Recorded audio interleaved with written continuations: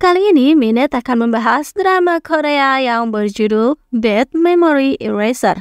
Tanpa berlama lagi, episode 3, mari kita review. Kini Juyeon terperangkap sendiri.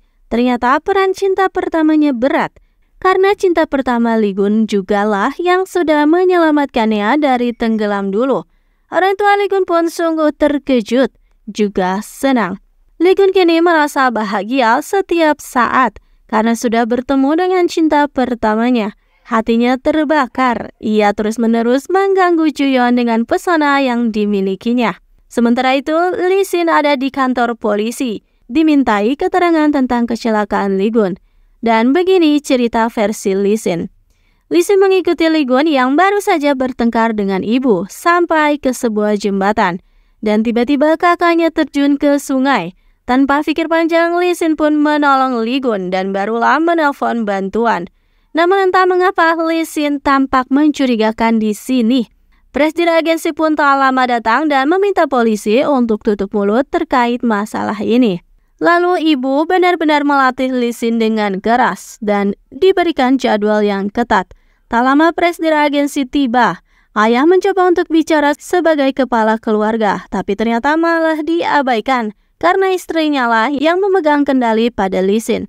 Ibu marah sampai memukul punggung suaminya karena tahu Lee Sin diberikan tugas untuk menandatangani bola tenis untuk keperluan amal. Dipukul begitu oleh seorang mantan atlet voli, ayah pun ngambek karena tak dihargai baik di rumah maupun di hadapan orang lain seperti presiden agensi tadi. Lee Sin lalu mencoba merayu ibunya dan akhirnya ibu pun merayu suaminya itu agar tak ngambek lagi. Dan baru saja akan memberikan bunga mawar merah, tiba-tiba Juyeon mengatakan jika ia sudah punya pacar. Bunga Igun pun langsung layu. Tapi Igun tak percaya karena Juyeon terlihat gila bekerja. Jadi terlihat tak ada waktu untuk berkencan. Karena sudah terlalu kesal, akhirnya Juyeon mengatakan jika kekasihnya itu sebenarnya ada di rumah sakit juga, merujuk pada Yoon Tae-oh. Igun terlihat cemburu melihat kedekatan Juyeon dengan dokter itu. Diam-diam membuntuti keduanya sampai si dokter pun ditimpuk oleh Igun. Apalagi melihat Tae-oh dan Juyeon memiliki gantungan kunci pasangan yang sama. Dan perawat pun sudah ketakutan. Dikira Lee-gun akan kabur lagi, tapi untungnya Igun muncul dari kamar mandi. Lalu Igun merasa lega karena melihat gantungan kunci yang dikira pasangan. Ternyata para suster pun memiliki hal serupa yang diberikan oleh Yoon Tae-oh.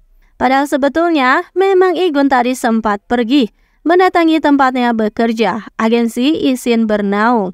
Dengan pakaian keren dan pede tingkat dewa, Igun datang.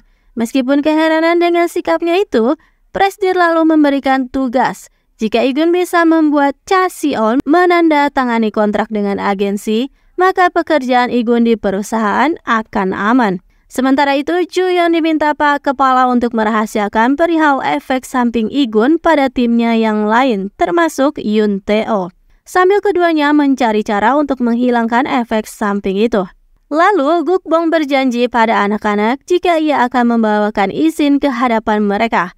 Namun sudah ditunggu lama, tapi izin tak kunjung datang juga. Ternyata Juyeon membuntuti sebuah mobil yang melaju kencang di daerah rumah sakit. Tapi ternyata itu adalah izin yang meskipun tak diberi izin oleh ibu, ia tetap berusaha untuk menepati janji.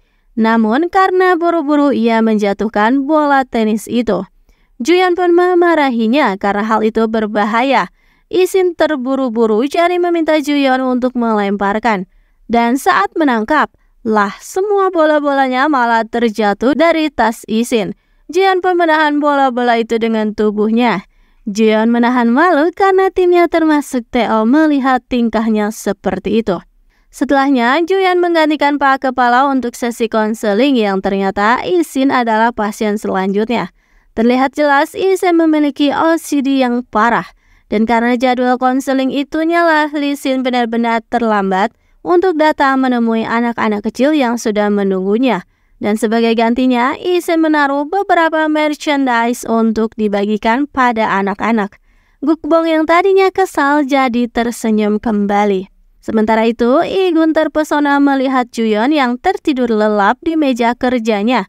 Hampir saja diam-diam mau mencuri kisah. Tapi tak lama Juyeon pun terbangun dan sama-sama kaget. Igun lalu mengajak makan malam, tapi dengan tegas Juyeon menolak. Tapi Igun ternyata punya senjata rahasia, yaitu kupon permintaan. Keduanya melakukan hal itu saat terkurung di ruang laundry tempo hari. Akhirnya Juyeon pun tak bisa menolak lagi karena Igun menang. Igun terus nyerocos mengatakan jika kekasihnya Juyeon, yaitu Yoon Tae-oh, adalah pria yang tak baik. Juyeon pun membuktikan dengan memperlihatkan chat Yoon Tae-oh. Jadi meminta Igun untuk tak terpaku masa lalu seperti cinta pertama itu. Tapi kalimat Igun selanjutnya membuat Juyeon tertegun. Meskipun kini ingatan Igun terhapus, tapi ingatan tentang cinta pertamanya selalu melekat. Karena bagi Igun, Juyeon yang sudah menyelamatkannya dulu. Berkat dirinya lah, kenangan buruk antara hidup dan mati menjadi sebuah kenangan indah. Jadi Igun pasti akan membuat Juyeon jatuh cinta lagi padanya. Dan setelah sekian lama, Juyeon akhirnya kembali ke rumah. Namun betapa terkejutnya ia ketika bangun pagi malah ada seorang gadis yang tak dikenal tidur di kamarnya. Ternyata ia adalah anak dari teman ibu yang tinggal di Italia.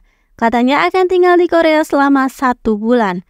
Gadis itu bernama Jun Se-yeon. Ia berkepribadian ramah. Saking ramahnya, ia sudah bisa menguasai seluruh lingkungan hanya dalam 1 hari. Juyeon bertingkah konyol. Ia mencari gantungan kunci pemberian Tae-oh. Padahal gantungan itu terjatuh ke dalam tasnya Isin tempo hari. Igun pun datang menggoda Juyeon dan tak sengaja Igun melihat Yoon Tae-oh sedang bersama dengan anggota timnya. Sepertinya mereka berpacaran alias Yoon Tae-oh berselingkuh dari Juyeon. Itu yang difikirkan oleh Igun. Awalnya ia mencoba merasa bodoh, tapi tak jauh di sana malah melihat Juyeon yang masih sibuk mencari gantungan kunci pasangan itu. Igun lalu datang dengan memberikan gantungannya. Katanya ia telah mengambil itu. Igun terus membuntuti Juyeon karena tak ingin Juyeon melihat kekasihnya sedang bersama wanita lain. Jadi untuk menghentikannya, Igun lalu mendekatkan diri dan menarik Juyeon lalu. Episode 3 pun berakhir di situ.